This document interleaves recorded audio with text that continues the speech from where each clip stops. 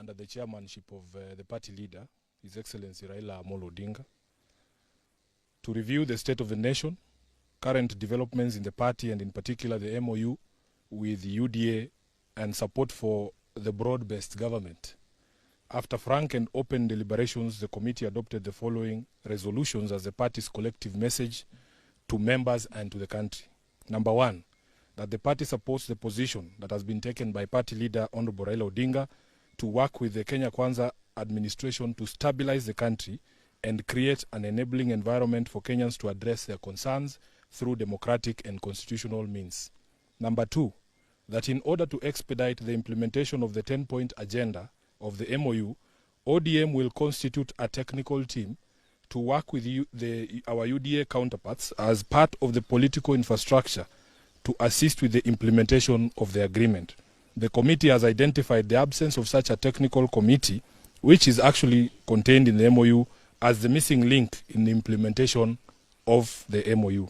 Of great concern is the full implementation of the NADCO report, promotion and protection of the livelihoods of young people, the right to peaceful assembly and protest, the rule of law and constitutionalism, corruption and wastage of public resources.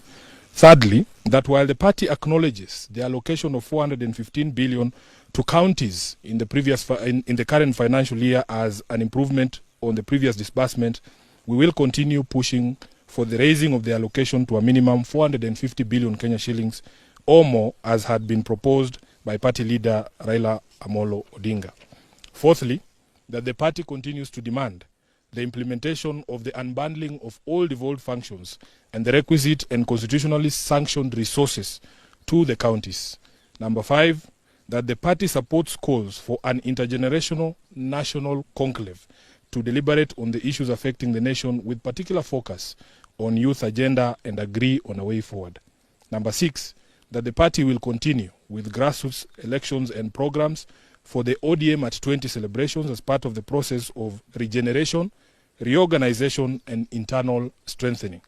Lastly, that while members arrived here with different viewpoints on many issues within the party and the country, the committee has succeeded in brokering an unbreakable unity of purpose in the party and a single-minded focus on ensuring that ODM continues to be a loyal servant of the people and the country, acting in the best interest of its supporters and nation, and committed to the agenda of national transformation and stability.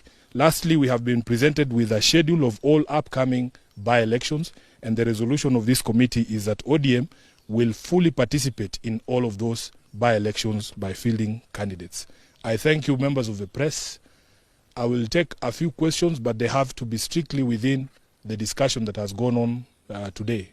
And I see very respectable media houses here. We don't expect you to bring us rumors. Thank you very much, Edwin. My name is Edwin from NTV. Now that the ODM party has taken a position from this particular meeting, it goes against your own conviction. Yeah, that is exactly what I feared, that you would bring stories about Sifuna when I have read a statement about ODM. We want you to ask questions about ODM. You are the Secretary General of ODM. Does this change your position? What is different? You will be required to speak the position of the party, which is against your own conviction. Now, the position of the party, as the party leader has ably explained before, is taken after organs or meetings of the organs of the party.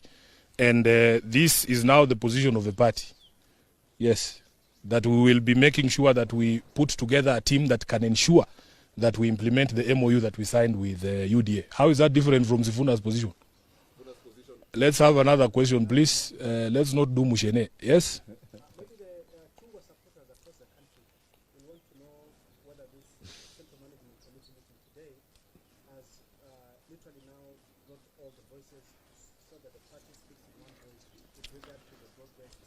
Yeah, so that I don't put in my own words, allow me to read you the last paragraph again.